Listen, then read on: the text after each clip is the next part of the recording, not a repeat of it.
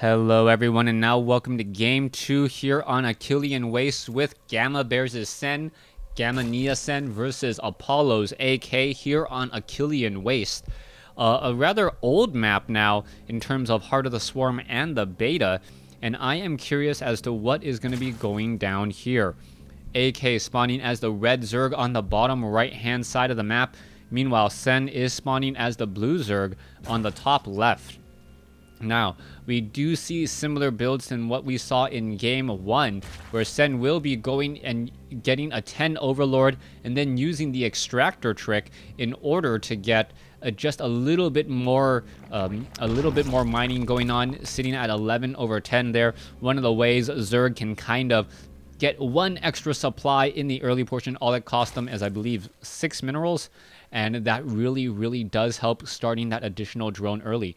Meanwhile, AK now starting to mine up some more here, and yes, it does look like AK was maxed at 3 larva. No, he was not. He was never maxed at 3 larva. It looked like he was, but in fact, he was not. I don't believe so. Anyways, let's take a look at what's going down. 13/24. It looks like AK will be going for a spawning pool first, same as Sen. And once again, the build orders are extremely similar to one another. 15/18 on both sides. Are we going to be seeing a spawning pool placed down by both sides as well? I do believe so, as I want to do a little bit of a recap on what happened in the previous game. Now, in the previous game, I simply thought that Sen would be the first to get to Mutalisk and then grow that Mutalisk ball in a way where his opponent could not take it down and he would just win with pure Mutalisk. Instead, AK countered the Mutalisk with Hydralisk, a very smart choice, as Mutalisk versus Hydralisk, Hydralisk much more gas efficient and able to take down Mutalisk even in a one-on-one fight, could have easily won if Sen had invested too much into his Mutalisk. But Sen, noticing the Hydralisk then, noticing the number of Hydralisks that AK had invested in, quickly then transitioned back into Roaches. And that Roach transition, Roaches generally beat out Hydralisks just because they have more hit points and they move faster. They can kind of stutter step their way in. And when they stutter step, and Roaches also being cheaper, generally outmass Hydralisks. Hydralisks have a much better DPS, obviously, dealing only slightly less damage, but attacking more than twice as fast. And that's really what went down in that matchup. So I believe the Hydralisks did 10 damage per attack. I'm not going to go into the math all too much, but yes, the Hydralisks do have higher DPS, but then again, they generally do not.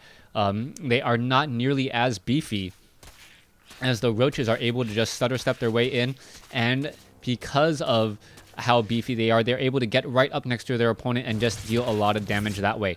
Anyways, Zerglings now doing a little bit of a chase back here. 4 Zerglings versus 2. Sen will be retreating as both sides now going into that Baneling's nest.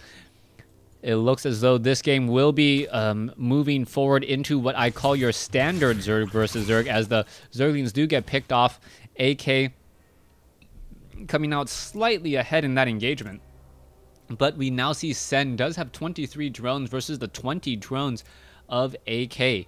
Spinecrawler now being added, and AK hoping to defend his natural expansion, as we're seeing Zerglings and Queens coming here to defend at Sen's. A lot more Zerglings, and this is the perfect counter. Sen, knowing the amount of time it takes AK to walk his Zerglings, didn't train Zerglings until the last possible moment. He got a slight drone advantage, and now that he does have a lot of Zerglings on the field, he will be able to push back.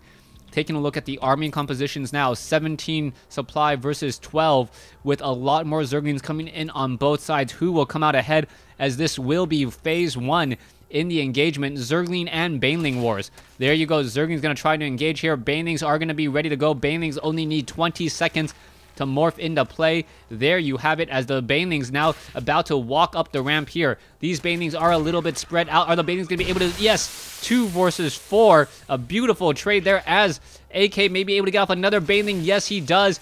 And that is some beautiful, beautiful hitting so far, as these banelings are just trying to hit and trade very, very efficiently. All right, there goes 2, and oh, there goes 3 for 1. That could have been a very decent trade there, as we now see banelings trading one-on-one, and AK doing an extremely good job trading here. Oh, unable to get the last hit on that baneling, as that baneling does back off.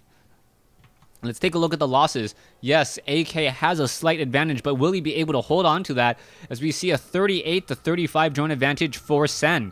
We are now already teching the tier 2, and this is much faster than for Sen than he did in the previous game. Also, on top of that, he is going into triple extractors for a total of 4.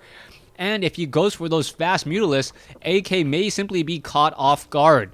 Sen being very, very just directional with his play here. There you see another trade, as the Zerglings and the banelings once again trying to get some easy kills off there. Oh, are those banelings going to get canceled? Yes, baneling does get canceled there. And oh, that baneling could have detonated. Is it going to detonate on those Zerglings? Oh, the Zerglings are able to back off, and a bad trade there. 1 for 1. AK not coming out ahead, and now slightly behind in the resource race. 41 drones versus 44. Both sides just macroing up, trying to get as many workers out onto the field. And yes, AK is establishing up his third base already. Sen, however, spotted that drone making its way over there. And now Sen knows that, you know what, you're establishing your third, so it is safe at least for me to try and establish mine. Both sides pretty much neck and neck mirroring each other. But I gotta say that in every game that I've seen, execution from Sen has simply been better. It's always been a strategy victory that Sen was unaware of for any of his losses in the TESL. AK, I don't know if he has the execution enough to take down Sen, or if he knows how to stop his opponent. You can see the Spire is slightly up faster for Sen.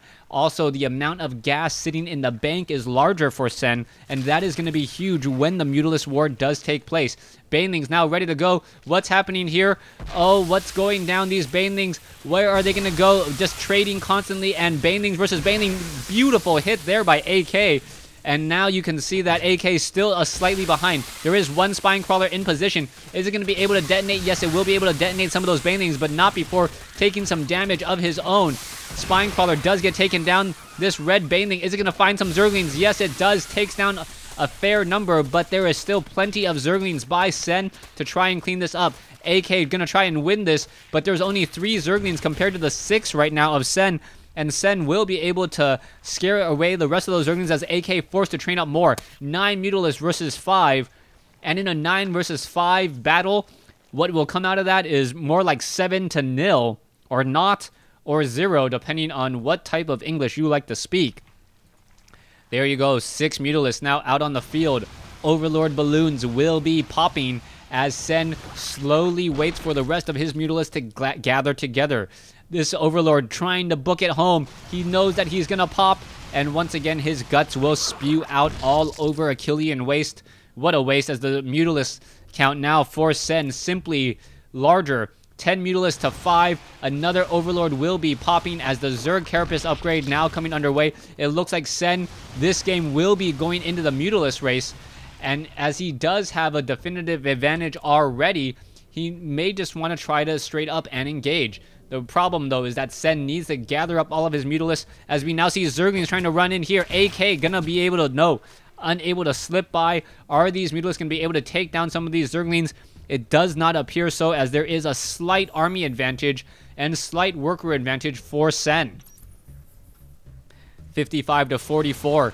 Where are all of these Mutalisks now looking to travel to? Can they take down more of those Mutalisks? Now can perhaps take down some Banelings. There was an easy kill. Queens now making their way over, but they're going to get surrounded by Zerglings, and this was a bad engagement. A slight split-second difference is all that it's going to take, as AKO walks away with his Queen. Not for long, though. There it goes, as the Mutalisks are still looking to fight once more. A 30 supply advantage now for Sen, and the army supply is about 20. Mutalisks is 18-13. And it is looking like Sen wants to find a way to just simply slow down Mutalisk production. And at this point, you just take down extractors. Extractors is the weakest link in the Mutalisk race. And there you go, taking down all of those units, and now looking to perhaps take down this Extractor as well. You can see the Mutalisks are going to be engaging here. And what is this? Sen has a better Mutalisk ball, and there's the engagement as more Mutalisks coming in from behind. There is that engagement there. Let's take a look at the Mutalisk count. Mutalisk count is now 19 to 12. It was a 5 Mutalisk difference, and now it is a 12 Mutalisk difference as the Mutalisk still trying to give chase. This is not looking good. AK going to lose all of his Mutalisks here. 18 to 3, 18 to 2, 18 to 1, and there is the GG. Sen takes the series 2-0 and walks away with 4 points from this weekend. Thanks for watching. Thanks for listening. I hope you guys enjoyed the series, and I hope to see you guys on Battle.net.